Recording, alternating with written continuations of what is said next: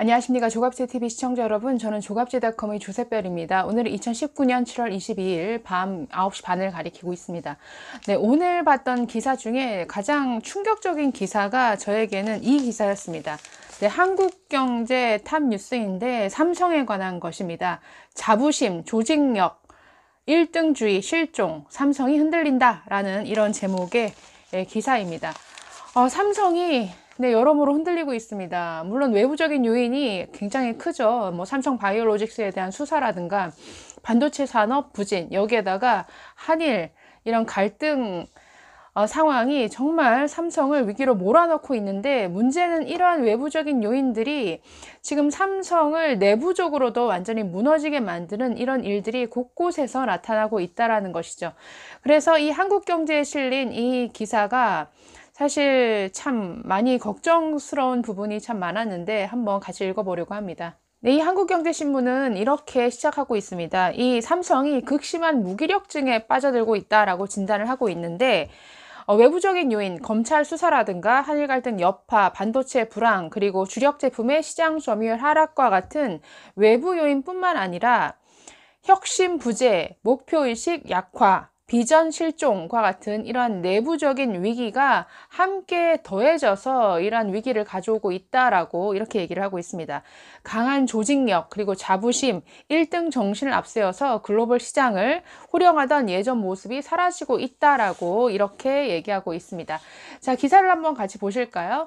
네, 지난 4월 삼성전자는 접히는 스마트폰 갤럭시 폴드 출시를 전격 연기했다. 화면 결함이 문제였다. 삼성전자는 수주 안에 출시 일정을 재공지할 것이라고 했다. 하지만 석 달째 강간무소식이다.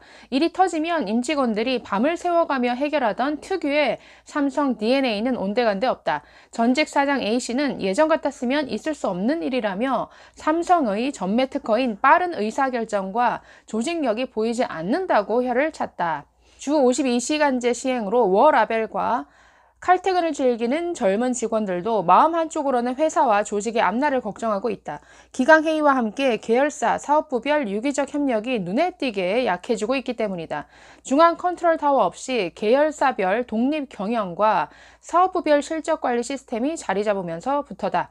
연말 인사에서 살아남기 위해 모두 자기 것만 챙긴다는 탄식도 나온다. 이재용 삼성전자 부회장이 고군분투하고 있지만 안팎의 위기를 타개하고 거대 조직의 방향을 틀기에는 힘겨워 보인다는 지적이다. 네, 예전에는 삼성이란 그룹 안에 여러 계열사들이 존재하지만 하나의 컨트롤 타워가 있었죠. 미래 전략실이라든가. 그래서 그룹의 어떤 앞날, 어떤 비전을 제시를 하고 어떤 특정 산업에 집중해야 될 필요가 있을 때에는 전 그룹이 똘똘 뭉쳐서 서로 이렇게 함께 도와주는 이런 식의 어떤 경영이 가능했는데, 지금에 와서는 마치 그러한 컨트롤 타워가 있는 것을 적폐로 보기 때문에 사실 자해체되다시피 했죠. 그러다 보니까 아무래도 뭔가 통합적으로 이 삼성그룹을 이끌어갈 수 있는 이런 리더십의 부재로 나타나는 것 같습니다. 네. 자, 그럼 왜 삼성 안에 이러한 분위기가 나타나게 되었느냐? 그것은 첫 번째는 외부적인 이 삼성을 압박하는 너무나 많은 외부적인 사건들이 있었기 때문이죠. 한번 계속 보시겠습니다. 자, 2년 이상 끌고 있는 삼성 수사와 재판도 큰 걸림돌이다. 검찰의 강도 높은 수사와 잦은 압수수색, 임직원의 무더기 구속으로 현장 조직력이 느슨해지고 삼성맨이라는 자부심은 땅에 떨어졌다는 진단이다. 한 원로 기업인은 최근 삼성은 24시간을 미래가 아니라 과거에 쓰고 있다. 이대로 가면 1등은커녕 그저 그런 기업으로 전락할 것이라고 말했다. 너무 안타까운데 이게 삼성만의 일은 아니죠. 지금 대한민국은 글쎄요, 미래보다는 과거에 매달려서 과거의 어떤 망령에 사로잡혀서 지금의 관계를 무너뜨리는 이런 일들이 너무나 많지 않습니까? 한일 갈등도 마찬가지죠. 과거의 문제가 지금 현재와 미래를 어떤 가로막는 이러한 일들이 지금 이 대한민국에서 여기저기서 벌어지고 있습니다. 계속 보시겠습니다. 자, 소제목이 책임질 일은 서로 미뤄 먼지 털기식 수사에 무너진 조직의 삼성. 자, 50년 된 회사와 5년 된 회사의 결정적인 차이는 축적된 데이터의 양이다. 생생한 데이터, 사례 연구, 역사 같은 것은 돈을 주고도 못 사는 귀중한 것들이다. 이건희 삼성그룹 회장이 1997년 발간한 이건희 에세이 생각 좀 하며 세상을 보자에서 기록의 중요성을 강조하며 한 말이다. 하지만 최근 들어 삼성에서는 기록이 사라지고 있다. 중요한 의사결정을 위한 게 아니라면 웬만해선 보고서도 작성하지 않는다.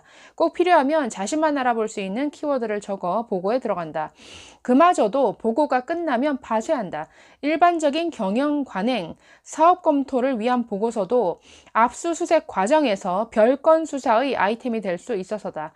옆자리 동료가 어느 날 내부 고발자로 변해 자신을 저격할지 모른다는 상호 불신도 커지고 있다. 지난 1년간 검찰의 압수수색을 100회 가까이 당하면서 생긴 변화다. 네, 정말 읽으면서 굉장히 화가 나네요. 네, 삼성이 1년 동안 검찰 압수수색을 100회 이상 당했다라고 합니다.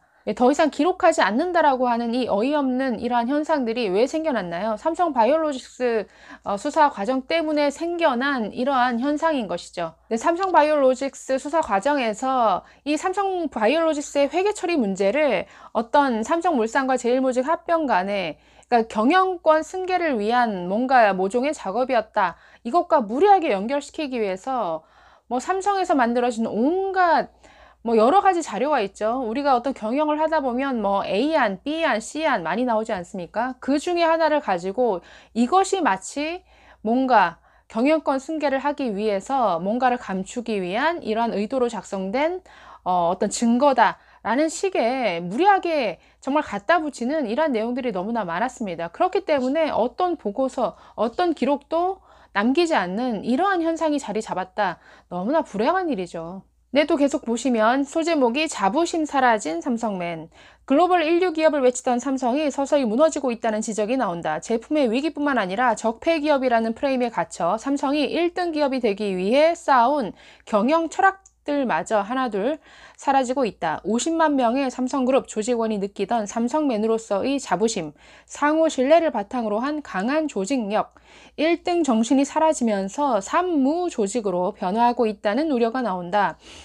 1차적인 이유는 수년째 이어지고 있는 사정기관의 전방위 수사다. 2016년 10월 최순실 국정농단 수사에 이어 다스 소송비 지원, 노동조합 와해 사건, 삼성바이오로직스 분식회계 의혹, 분식회계 증거인멸 혐의까지 꼬리에 꼬리를 무는 수사가 이어졌다. 이 가운데 대법원이 확정 판결을 받은 건 아직 없다. 하지만 임직원이 줄줄이 구속 기소되는 과정을 지켜보며 조직 체계와 기업 문화는 서서히 와해되고 있다. 특히 삼성 바이오로직스의 대리급 직원까지 증거인멸 혐의로 구속된 뒤 조직의 동료가 상당했다는 후문이다. 삼성 조직원 누구나 잠재적 범법자가 될 가능성이 있다는 메시지로 받아들여졌기 때문이다. 삼성 바이오로직스 대표이사는 2차례나 구속영장이 청구됐다가 기각됐다. 이 회사 최고 재무책임자는 20번 넘게 검찰의 소환조사를 받았다. 삼성 고위 관계자는 일상적인 업무와 경영활동도 증거인멸, 횡령 등의 의혹을 받는 것을 보면서 임직원이 책임질 만한 일은 절대 하지 않으려 한다고 설명했다. 네, 그런데 사실 삼성뿐만 아니라 지금 우리나라에서 만들어지고 있는 각종 기업들을 규제하기 위한 법들을 보면은 정말 이 기업하는 사람들을 잠재적인 범법자로 만들어버리는 이러한 규제, 이러한 법들이 너무나 많습니다. 그렇기 때문에 우리나라는 기업을 운영하다가 범법자가 되어버리는 이러한 리스크가 상당히 높은, 정말 기업하기 어려운 나라로 점점 되어가고 있습니다. 네, 또 계속 보시면 목표는 리스크 최소화. 자연스레 조직 운영은 법적 리스크를 최소화하는 방향으로 변화하고 있다. 삼성이 로펌 공화국이 됐다는 말까지 나올 정도다.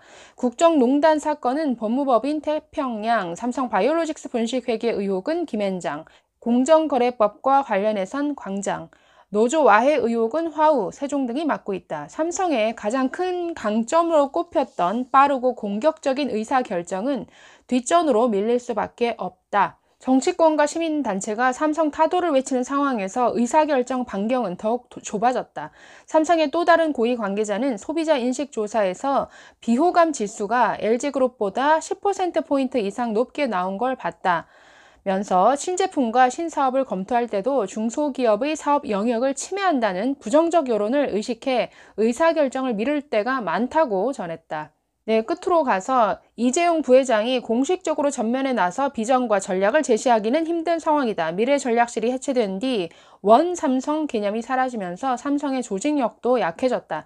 재계 관계자는 국정농단과 관련한 대법원 판결을 앞둔 시점에서 자신의 경영 철학과 목표를 제시하는 것이 부담스러울 수밖에 없을 것이라고 말했다.